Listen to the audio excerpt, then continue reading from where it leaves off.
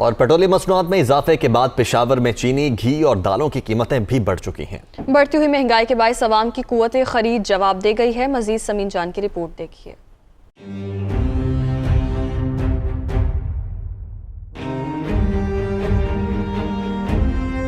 पेशावर में आवाम को महंगाई ने चारों अतराफ से घेर लिया। अशिया खुरनोश की बढ़ती हुई कीमतों से आवाम की कुव्वती खरीद जवाब दे गई। दाल चन्ना फी किलो 160 से बढ़कर 180, मसूर दाल 170 रुपए से बढ़कर 220 रुपए तक पहुंच गई है। चावल 160 से 190 और लोबिया का नर्ख 220 से बढ़कर 240 रुपए फी किलो हो गया है। बहुत महंगे हुए, चीनी, चावल, आटा सब कुछ महंगे हुए। पाकिस्तान में ऐसी एक चीज नहीं है कि जो सस्ती रह गई हो।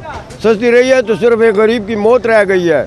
हर चीजें इतनी महंगी हो गई हैं कि खाने पीने के पास की बात नहीं है। लोकल घी फी किलो 370 रुपए में दस्तयाब है, जबकि 16 किलो लोकल घी के कनिस्तर की कीमत 5920 रुपए हो गई है। जबकि अच्छी क्वालिटी का घी फी किलो 400 रुपए से 430 रुपए में फरोख्त किया जा रहा है।